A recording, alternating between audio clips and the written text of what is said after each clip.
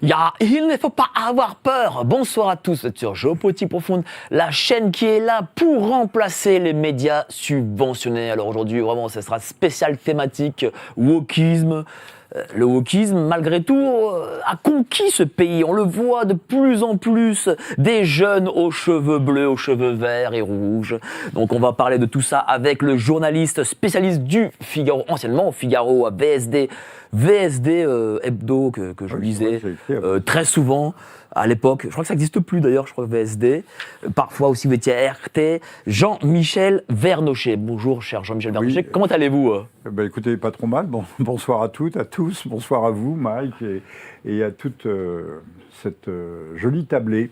Alors, vous avez écrit L'Empire du mensonge et une nouvelle dictature, le signe de la bête.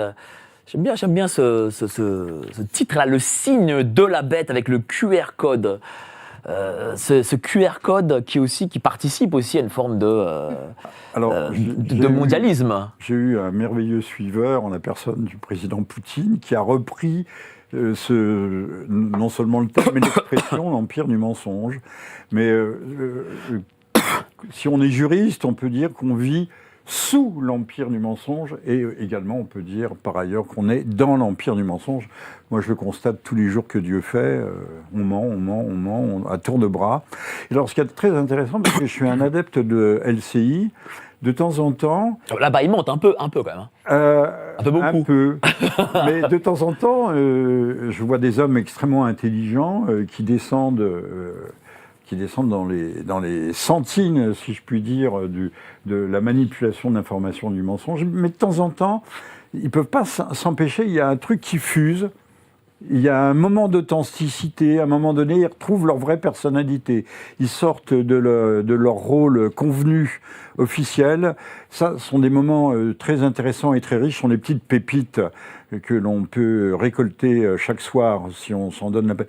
Enfin, c'est un peu astreignant, il faut un peu de masochisme aussi pour ça. Bah oui, surtout on a reçu ici par exemple Madame Ala Pouedi de LCI, oui. J'ai reçu même plusieurs fois d'ailleurs, en débat, je l'ai mis en débat et même si au demeurant elle est dans la vie privée assez sympathique, en débat, voilà. Je pense qu'il faut pas, c'est moins bon plan. Mais oui. Dites-moi, j'ai parlé de cheveux bleus, cheveux roux, cheveux verts. Bon, comme une boutade, mais le wokisme, c'est pas que ça. Ah bah c'est évidemment pas que ça. Si ce n'était que ça serait plutôt amusant. Drôle. Ce serait gentil. De mon temps, dans ma jeunesse, on portait les cheveux longs. Alors ça...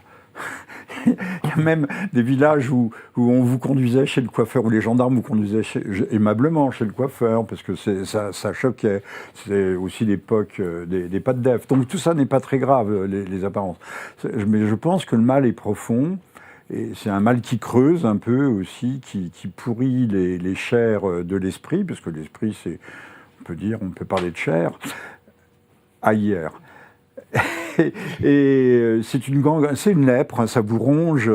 D'ailleurs, il y a une sorte de lèpre, qui vient d'émerger au Japon. Les antibiotiques sont inopérants et ça ronge la viande. Et malheureusement, le wokisme n'est pas quelque chose d'anodin. Alors, ce n'est pas une mode. Justement, si c'était des cheveux bleus seulement, ce n'est pas une idéologie seulement, c'est beaucoup plus que ça, c'est une religion. Et vous avez très bien, tout à l'heure en présentant, et je vous rends la parole, cher Mike, vous avez très bien... C'est un sous-ensemble, au fond, du processus de mondialisation. C'est un des instruments de la mondialisation, du globalisme. Et je vous en donne un exemple. On n'y pense pas souvent, mais les gens comme Yuval Noah Harari, les grands gourous théoriciens du transhumanisme de la Silicon Valley, il y avait aussi ces fameuses tables de la loi qui ont été dynamitées depuis. On parle que de dépopulation. Eh bien, le wokisme est un moyen, est un instrument parmi d'autres, peut-être avec la vaccination, mais on va dire que je suis complotiste, ce qui est vrai. Un instrument de dépopulation, puisque on engage les gens à ne plus se reproduire, et la production, vous le savez, on le dit, il va y avoir des masses immenses d'inutiles, improductible, puisque ce sont les robots, les machines et l'intelligence artificielle qui prendra le relais. Alors, on va en parler, on va bien définir ce qu'est le wokisme, parce que chacun a visiblement ça aussi sa définition, donc on va bien le définir ici, on va vraiment parler en profondeur comme on le fait dans chacune des émissions. Mais avant ça, je vais faire le tour de table et présenter nos amis qui sont avec nous. Alors, Stéphanie Reynaud, comédienne, journaliste indépendante à Tribune Libre. Comment ça va, chère Stéphanie ? Ça va très bien, je suis ravie d'être bien entourée d'hommes. Je n'aurais rien contre un plateau de femmes un jour, mais je suis c'est déjà très bien arrivé. entourée. J'ai déjà eu des plateaux de femmes. Ah oui, il y a eu, j'ai eu une fois, Voilà. j'ai eu un plateau de femmes, mais Voilà. qui a été discret, on va dire. Enfin, la vidéo n'est pas restée sur YouTube. Mais les femmes parlent moins, je trouve. Elles ont moins envie de dire des choses et de venir en plateau. Je sais pas pourquoi. Ah bon ? Oui. Ah, il y en a quelques-unes quand même. C'est intéressant. quand même plus rare. Plus rares. C'est quand même plus rare. Ah bah alors, venons en masse. Surtout que les femmes veulent parler de leur spécialité. Elles ne veulent pas parler d'autre chose. Ce qui est peut-être plus prudent Au que ce que je contraire de fais, toi. je ne sais Au pas. contraire Alors de moi toi. j'ai un esprit curieux, je ne suis absolument pas experte en tout, c'est très clair, il faut bien le dire. Mais mon média fait que justement je vais vers des gens qui sont experts et qui m'apprennent beaucoup de choses. Donc avoir un média indépendant, c'est aussi une très bonne manière de maintenir son cerveau, d'échapper à Alzheimer et d'entretenir ses neurones et sa curiosité. Et donc le wokisme, oui, c'est un sujet qui m'intéresse. Donc moi, j'ai dit oui à ton invitation, d'autant plus que je reçois demain pour Tribune Libre Ariane Bilran avec sa Bible. On salue, évidemment. Voilà, elle est extrêmement pointue et on va parler de psychopathologie du totalitarisme, qui est un peu la Bible du totalitarisme. Et il y est question de la déconstruction de l'identité, de faire table rase du passé, de déconstruire les genres, etc., de déboussoler tout le monde. Et donc, cette déconstruction du langage aussi, etc., l'écriture inclusive, eh bien, le wokisme, forcément, est cité dans l'affaire, c'est imparable. Voilà. Donc, Merci beaucoup, vous pourrez la voir sur chère Tribune Libre. Stéphanie. En face, nous avons notre ami Jean-Luc Robert, psychologue, qui a écrit « Je n'aime pas ces frites-là ». Alors, on pourrait trouver ça comme une boutade, mais en réalité, c'est un livre qui parle justement de wokisme, mais aussi de ce que vivent les parents chaque jour. Oui, voilà. Donc effectivement, on doit se demander forcément quel est le lien entre le wokisme et l'éducation. Alors j'essaierai de le faire ce soir. Je suis psychologue spécialisé. Un petit aperçu. Je suis psychologue spécialisé dans les troubles du comportement de l'enfant. Et effectivement, moi, je me rends compte que dans ma clinique, ça commence un peu aussi à infiltrer. Et puis dans ma vie de tous les jours, alors j'en parle beaucoup autour de moi, hein, à mes amis, à mes relations, et j'ai l'impression que la plupart des gens dorment, ne se rendent pas compte. Et c'est un peu paradoxal pour le wokisme qui signifie être éveillé. J'ai l'impression que face à cela, nous sommes tous en train de dormir. Enfin, moi, non, peut-être pas. À chaque fois que j'en parle, on me dit, mais tu es obsédé par le wokisme. Je dis, mais tu vois pas qu'il est un peu autour de nous comme une forme de contagion. Alors dans l'éducation, pourquoi j'en parle ? C'est parce que c'est une forme d'endoctrinement qui va passer par l'éducation la plupart du temps. Et souvent, l'éducation sont quand même les plus fragiles d'entre nous, c'est-à-dire les enfants qui doivent effectivement l'avoir à l'école. Et donc, il y a une forme d'entrisme du wokisme à l'école par les lobbies LGBT et tout ça, comme vous le savez. Et c'est compliqué parce que les jeunes n'ont pas tout leur discernement face à cela. Et donc, ils se laissent endoctriner. Par cela, j'écoutais récemment, alors on en parlera, mais dans le magazine Livre Noir, notamment, le livre qui est sorti là récemment. Transmania. Transmania. Donc les autrices en parlent, on en parlera, mais elles disent à quel point cet endoctrinement a lieu à l'école et dans toute la vie ensuite, par la suite. Et donc moi, mon combat en tant que psychologue et en tant que même citoyen, c'est aussi d'éveiller les consciences et de dire que c'est dangereux pour les enfants. Que deviendront-ils ? Vous m'aviez reçu pour l'émission, on a parlé de SOS Éducation, on parlait de ces questions du transgenrisme et de l'évolution, et puis que c'était quand même des mesures gouvernementales qui étaient prises à l'éducation nationale pour pouvoir enseigner ces choses-là, et que c'était toujours sous couvert de bienveillance. Merci beaucoup, cher Jean-Luc. On va en parler, vous inquiétez pas, vous allez avoir la parole. Et à votre droite, nous avons notre merveilleux Philippe Erlin, économiste, spécialiste du Bitcoin, comprendre et investir. Il était ce matin chez les collègues de Radio Courtoisie pour parler de Bitcoin. Et voilà. Maintenant le Bitcoin va devenir à la mode. Ça va devenir à la mode, tout le monde va en parler. Voilà. Ça c'est clair, surtout depuis Et tout le monde va en acheter. Le halving a eu lieu vendredi, donc c'est une date importante, ça a lieu tous les 4 ans. Ouais. Donc c'est un peu l'anniversaire de Bitcoin, on va dire. Voilà, ça s'est bien passé. Alors aujourd'hui, édito sur quoi ? Édito sur la smicardisation, c'est-à-dire le fait que de plus en plus de salariés sont payés au SMIC. Alors on va essayer Je crois que c'est 20%, je crois. On va essayer de comprendre pourquoi. Et puis, salaire décent, parce que Michelin a parlé de salaire décent, donc on va voir ce que ça veut dire et ce que ça signifie, et rapprocher un peu les deux notions, quoi, voilà. Eh bien, on va en parler dans cette chronique que je suis sûr sera excellente. Donc dites-moi, voilà, le wokisme déjà, définissons-le. Alors, wokisme, comme a dit notre ami Jean-Luc Robert, c'est éveillé, donc c'est un mot sympathique, mais qu'est-ce que c'est exactement ? Mais écoutez, je vais faire un peu d'histoire Allez-y. et un tout petit peu, grosso modo, un peu de philosophie. 1917, révolution. Août, révolution bolchevique. Août 1918, on invente la terreur rouge, le goulag. C'est pas Staline qui a inventé le goulag. On déporte, on massacre. À l'issue, alors on va y avoir ce qu'on appelle une guerre civile. À l'issue de la guerre civile, 40% de la classe ouvrière aura disparu. On va réinventer quelque chose, une classe révolutionnaire qui sont les jeunes. Donc déjà, on tombe dans le jeunisme. Mais dans les années 30, en Allemagne, à Francfort, il y a un groupe d'intellectuels qu'on va appeler l'école de Francfort, qui, dans les années 30, vont passer aux États-Unis et vont ensemencer toute la pensée de la Californie, de Berkeley, entre autres, et qui pensent que le marxisme a échoué. Et c'est vrai qu'il a échoué objectivement, et qu'il va falloir trouver des prolétaires de substitution. Et c'est d'autant plus vrai que la classe ouvrière, le prolétariat, a disparu. Il disparaît parce qu'il y a la robotisation, parce qu'il y a la délocalisation, et on va trouver, comme substitution au prolétariat, on va trouver toutes les minorités dominées. C'est bien, il faut comprendre que le marxisme, dans sa phase, son appareillage extraordinaire, il ne faut pas tout jeter du marxisme. Son appareil économique, sa mécanique sociale avec une classe messianique, le prolétariat, qui va permettre le retour à l'Éden primitif ou faire venir le Messie, tout simplement. Ça ne marche pas. Mais reste l'idée de groupes dominés, et donc de groupes dominants. D'ailleurs, on le voit bien aujourd'hui, il y a des bourreaux éternels. On dit que les Blancs sont structurellement racistes, fascistes, je ne sais pas quoi, colonialistes, et on ne peut pas d'ailleurs les rédimer, c'est-à-dire les soigner, les guérir, il faudra les éliminer.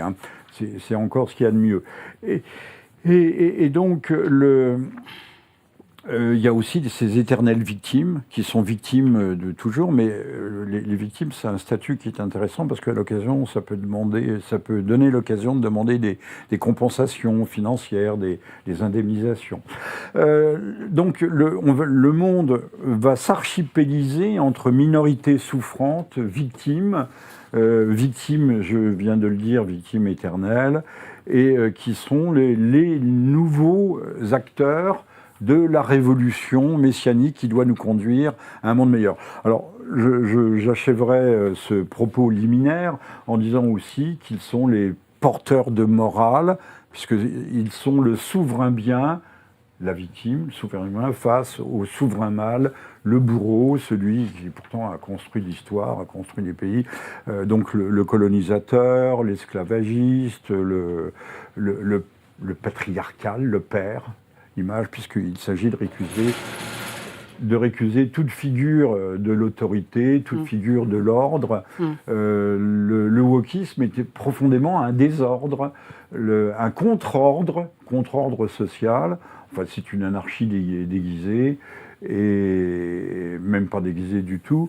Voilà, c'est tout le monde ancien qui doit être aboli pour qu'advienne le bonheur des hommes. Mais est-ce que c'est aussi une déviance du capitalisme ? Est-ce que parce que le capitalisme est devenu une forme de mondialisation, et le wokisme en est apparu, quoi ? Alors le capitalisme n'est que, là aussi, qu'un des aspects, qu'une des versions de l'histoire.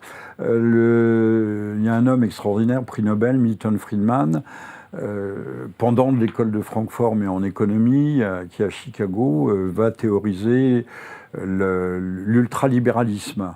la déconstruction au fond de l'économie pour encore plus de liberté, laisser faire, laisser passer à l'infini. C'est d'ailleurs en cela que je le dis par boutade. Je fais une incidente quand M. Poutou du Parti des Travailleurs était candidat à la présidence de la République, il y avait des journalistes un peu facétieux et astucieux qui lui avaient dit « Mais enfin, monsieur Poutou, votre programme, c'est celui du grand capital financier. » Ah, Poutou fit « Non, pas du tout. » Il dit « Mais enfin, vous voulez la disparition des frontières, vous voulez le libre passage de tous, etc. » Ah, Poutou dit « Non, moi je suis pour la liberté. » Ben oui, nous, on est tous pour la liberté aussi. Mais la liberté a des limites. Alors, puisque vous me mettez sur le capitalisme, juste un mot pour dire qu'il y a des gens qui ont théorisé ce qui tenait le capitalisme et qui le rendait acceptable jusqu'à un certain point. C'est Max Weber avec l'éthique du protestantisme et un homme avec lequel il travaillait qui était Werner Sombart. Il est bien clair que le capitalisme pouvait être encore acceptable, d'ailleurs chez nous on avait un grand capitalisme industriel, de l'industrie lourde, à vocation chrétienne, et qui était paternaliste, aussi bien d'ailleurs au début du siècle en Allemagne, à Berlin, il y avait des Siemensstadt, il y avait des villes ouvrières. Alors, en France aussi. C'est ce que j'étais en train de dire. Clermont-Ferrand ou Sochaux. Voilà, ou le Creusot avec les Schneider. Ça s'écrit Schneider. Les Schneider qui avaient une vocation. On ne voulait pas laisser l'exploitation, connaissait des limites. Ce n'étaient pas les enfants qui étaient à fond de cale dans les mines, dans des conditions effroyables de l'Angleterre et de sa révolution industrielle. Donc, dès lors que vous retirez la colonne vertébrale morale, le capitalisme devient quelque chose d'effroyable. Ce qui est amusant, c'est que le fils de Milton Friedman, dont j'ai oublié le prénom, lui va inventer le libertarianisme. Il est libertarien, comme Javier Miller, le nouveau président de Chili ou l'Argentine, d'Argentine. Comme peut-être Monsieur Erlin aussi, non voilà, donc on tombe dans l'anarcho-capitalisme. Mais le capitalisme n'est pas... je mets l'accent, le capitalisme c'est une des couches. Le wokisme, on le voit bien, le Forum économique mondial est une des couches, mais c'est pas. Moi, je ne suis pas matérialiste en soi. Le capitalisme n'explique pas tout. C'est pas la logique capitaliste. Le capitalisme fait l'ultralibéralisme fait partie. Le wokisme, comme je l'ai dit, c'est-à-dire une déviance. C'est-à-dire qu'il y a le capitalisme, certes, un peu à la papa et tout ça, comme vous l'avez parlé, et puis il dévie parfois vers quelque chose. L'argent c'est bien, mais Jack London avait noté, on ne peut pas dormir dans 20 lits en même temps, habiter 50 maisons en même temps. Ce qu'il y a derrière l'argent, c'est-à-dire la matière, il y a la volonté de puissance. Bill Gates n'est pas mu par le seul appât du gain. Bill Gates, vous savez, c'est l'homme qui finance l'OMS, le grand patron. Et donc il y a la volonté de puissance et il y a cette volonté messianique. On veut une démocratie universelle qui s'appelle la... C'est-à-dire quoi, la volonté messianique, c'est quoi ? C'est-à-dire de créer une nouvelle société. Une société qui soit à l'accomplissement, c'est ce que voulait Marx d'ailleurs. Il pensait que l'État disparaîtrait, se dissoudrait le jour où on aurait fait la C'est-à-dire que le wokisme, c'est le petit-petit-fils du marxisme d'antan. D'antan, mais Marx, l'appareillage économique ne fonctionne pas de Marx. Il fonctionne à la marge quand il a théorisé la plus-value ou le taux tendanciel de je ne sais quoi. Il avait en grande partie raison, si ce n'est en totalité. Mais il s'appuyait sur ce moteur de l'histoire qui était la classe ouvrière, le prolétariat, et ça marche pas. On voit bien que ça échoue. Partout, il y a eu du socialisme à travers le monde. Ça s'est mal terminé. À force de donner des coups de marteau sur des chevilles rondes pour les faire entrer dans des trous carrés, on voit bien que soit au Vietnam, en Indochine, il y a eu quand même le goulag. Les hommes sont pétris de bonnes intentions, mais les bonnes intentions se heurtent toujours au mur de la réalité. Mais justement, cette réalité, ça aurait pu être... on pourrait prêter à sourire si ça ne tenait qu'à 100, 200 personnes. Mais visiblement, le wokisme et donc la vision qui est derrière Alors, est en train d'envahir, c'est pour ça qu'on a déjà envahi l'ensemble de l'Occident. mais c'est pour ça qu'on peut parler de religion, parce qu'il y a une contagion mentale. En très peu de temps, en plus. Et au fond de chaque homme, il y a aussi le rêve de plus d'égalité, sauf que toutes les sociétés sont et continueront à être hiérarchiques. Quand Lénine abolit toutes les hiérarchies, dit tout le monde, la collectivisation commence timidement. Les ouvriers continuent à aller à l'usine, puis ils font des soviets ou pas de soviets, ils parlent, et puis à la fin, les usines ne marchent plus. Donc on va réinventer très vite, notamment avec la nouvelle économie politique de Lénine, on va réinventer le camarade patron, le camarade ceci, on recrée des hiérarchies de salaire, de tout. On réinvente la société capitaliste après l'avoir démolie.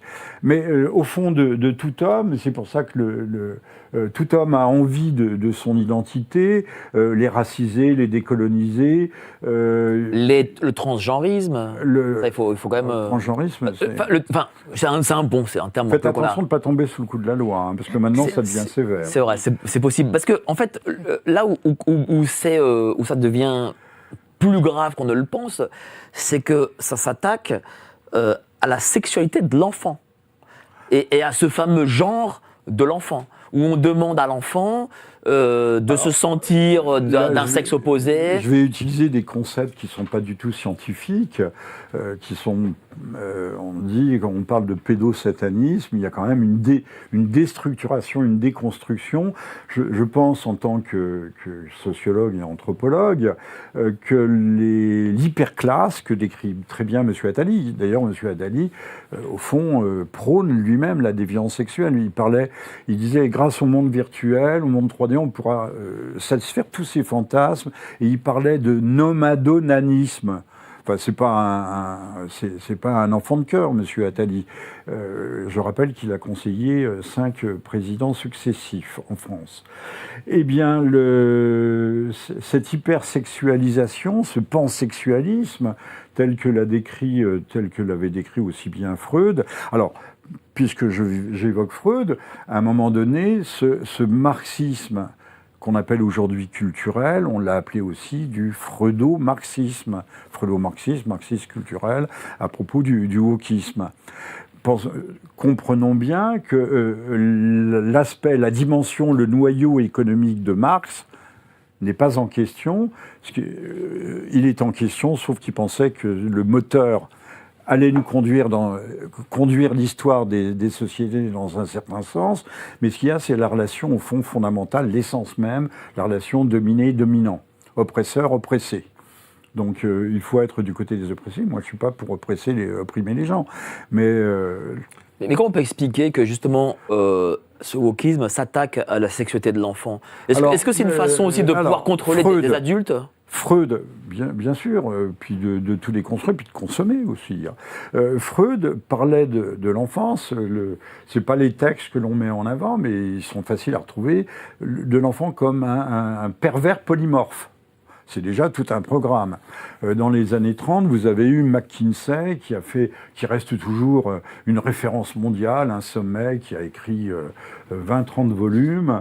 Tout le monde sait aujourd'hui que c'était un pédomaniaque qui a fait violer les enfants pour prouver que les nouveau-nés quasiment, ou les enfants en bas âge connaissaient les orgasmes. C'est un fou, mais ça a été la base de la politique éducative en matière sexuelle aux États-Unis. Donc vous voyez, le mal va de loin, il est théorisé. Il y a des théoriciens de haut niveau, et puis surtout, je ne prendrai pas d'exemple dans l'anthropologie, mais dans l'ethnographie, mais par exemple les libres enfants, on parlait de la sexualité dans les îles, c'était pas Samoa ou que sais-je, tout a été inventé. On disait, mais les jeunes filles n'ont pas besoin d'être vierges, elles peuvent avoir toutes les relations sexuelles et tout le monde est épanoui, tout le monde il est beau, tout le monde il est content. Bon, je veux bien. Puis on peut prendre aussi, certains prendront même comme modèle de néo-anthropologie, les chimpanzés nains, les fameux bonobos, qui règlent tous leurs problèmes de tension sociale, qui règlent tout à travers la sexualité. Bon, on peut... donc oui, ce pansexualisme fait partie, au fond, un des éléments aussi de la libération profonde que l'on espère, qu'on veut instaurer chez l'homme. Lénine, quand il arrive au pouvoir, fait tout de suite instaurer l'avortement. Alors ça crée une déstructuration sociale fantastique, parce que les hommes étant l'égal des hommes, mais on va retrouver les femmes dans la rue en train de paver les rues. Hein. C'est ce qui est normal, puisqu'on les... Je vois froncer les sourcils un peu à mon propos, mais vous aurez le droit de me Il écoute sagement. Oui. De me démolir. Staline, très sage, qui prépare la guerre dès les années 30, avec son Gosplan, prépare la guerre contre l'Allemagne. Ce que je vous dis, c'est pas sorti de nulle part. Hein. J'ai lu les textes, les témoignages, les analyses de l'époque. Donc lui, il va arrêter tout de suite l'avortement, parce qu'il a bien compris que la dénatalité dont nous vivons, que nous vivons aujourd'hui, pas seulement en France, mais à l'échelle de toute l'Europe, fait un appel d'air. Dès les années 2000, quand même, certaines commissions spécialisées, on trouve facilement les textes des Nations Unies, disaient, comme il y a un hiver démographique qui s'annonce dès l'année 2000, il va falloir faire entrer 3, 4, 5 millions de migrants et de migrants du tiers-monde. On voit bien qu'il y a une volonté, si on veut instaurer cette gouvernance mondiale, une volonté de déconstruction des sociétés, de démolition des sociétés, de dissolution des peuples.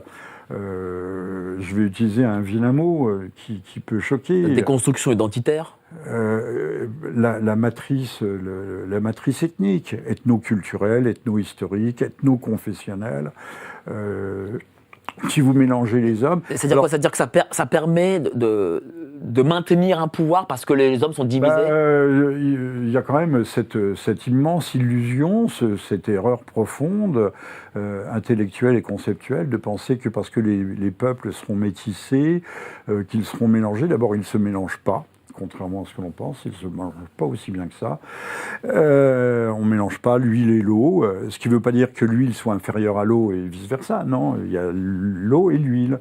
Alors, à la marge, on s'assimile, ou il y a des gens extrêmement intégrés, mais qui sont pas assimilés, même s'ils sont très bien intégrés. Eh bien, ça se retourne contre eux. On voit la question, par exemple, sensible de l'antisémitisme en France. On ne veut pas le dire, mais ce sont les populations nouvellement arrivées, leurs enfants, pourtant nés en France. Alors, je ne dirais pas que c'est l'islam en tant que religion, c'est l'islam aussi en tant qu'expression culturelle, identitaire, de communauté. Hein, il faut voir les choses comme ça. Je ne ferai pas un distinguo grossier, islam, islamisme, qui existe. J'ai écrit un livre sur la question qui s'appelle « Les égarés ».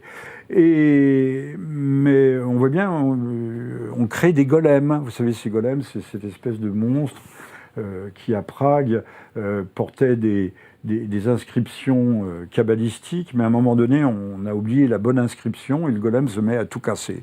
Le monde moderne crée des golems. On a créé Ben Laden, et puis maintenant on crée l'immigration qu'on ne peut pas contrôler, qui devient incontrôlable, de l'aveu même d'ailleurs des immigrés. Déjà, on le voit à Mayotte, par exemple. Territoire français, qui est département français, et qui ont des soucis avec les Mahorais musulmans, je dis bien les Mahorais musulmans, sont contre les Comoriens qui sont importés. Il y a déjà 40-50 ans, j'entendais des gens me disant « mais j'ai occupé comme fonction le poste de relations de presse à l'IAP. L'IAP, ça s'appelle l'ENA, mais pour aujourd'hui l'ENA pour l'Afrique, par exemple, ou l'Asie. Et j'avais donc des étudiants qui étaient déjà des cadres, de hauts cadres administratifs, de hauts fonctionnaires africains, qui me disaient « mais enfin, vous allez couler, qu'est-ce que vous faites à accueillir tout ce monde-là ?» C'est eux qui me le disaient. Hein, on ne pouvait pas les taxer de racisme. Ils me disaient, mais enfin, nos parents, ils me disaient ça, hein, nos parents, c'est vous, occupez-vous de nous, et de vous, et de nous. Mais là, vous ne pouvez pas, la France va chavirer. Ben, là, elle commence vraiment à chavirer, même à couler à fond.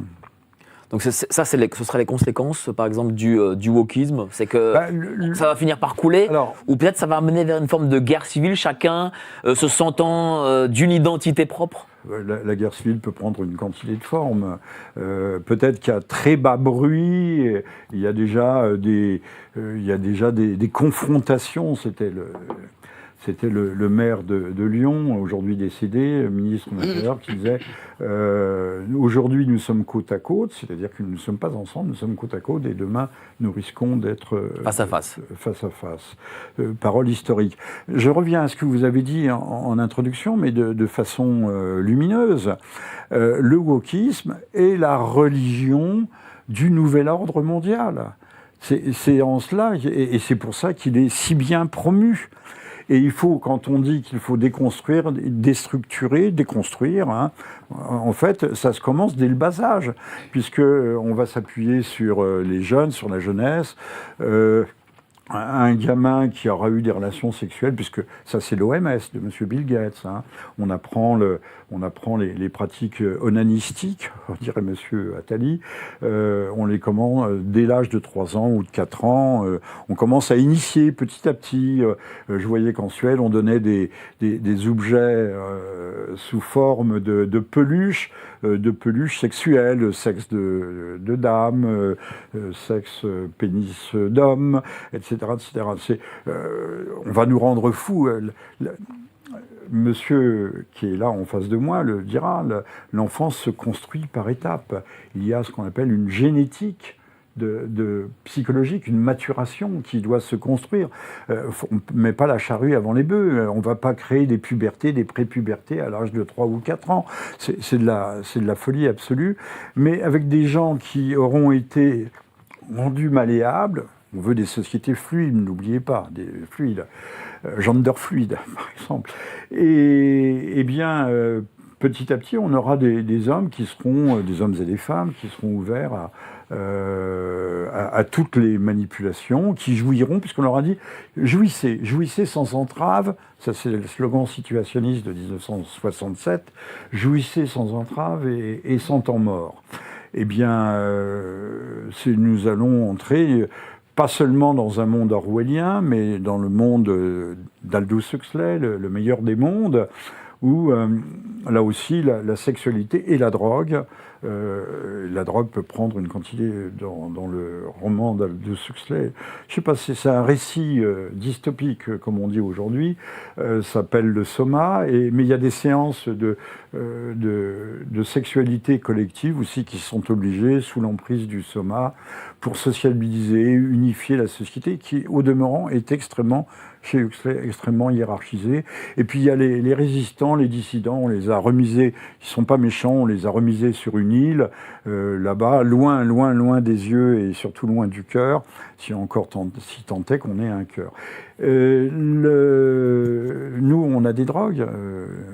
Il faut le dire, il y a des drogues, mais c'est comme la langue d'Ésope, hein, ça peut être le meilleur ou la pire des choses. On a Netflix, on a Disney, donc on a Hollywood, qui sont quand même d'extraordinaires instruments de décervelage, je m'arrête ici, et qui surtout véhiculent le message wokiste, qui est un message de liberté, d'épanouissement. Soyez vous-même, comme chez McDo, venez comme vous êtes. Clairement. Merci à vous, cher Jean-Michel Vernochet. On va passer au grand débat avec nos intervenants, mais avant ça, les petites annonces. Vous les Français, vous avez toujours une grande gueule comme ça. Effectivement, pour nous, la liberté d'expression, c'est important. Et on sait que pour vous aussi. Alors faites un don à GPTV. Je vis de quoi? Des droits d'auteur de mon livre, c'est tout. Moi, je pense pas. Rendez-vous sous la vidéo pour soutenir l'information libre. Tu vas payer pour ton insolence.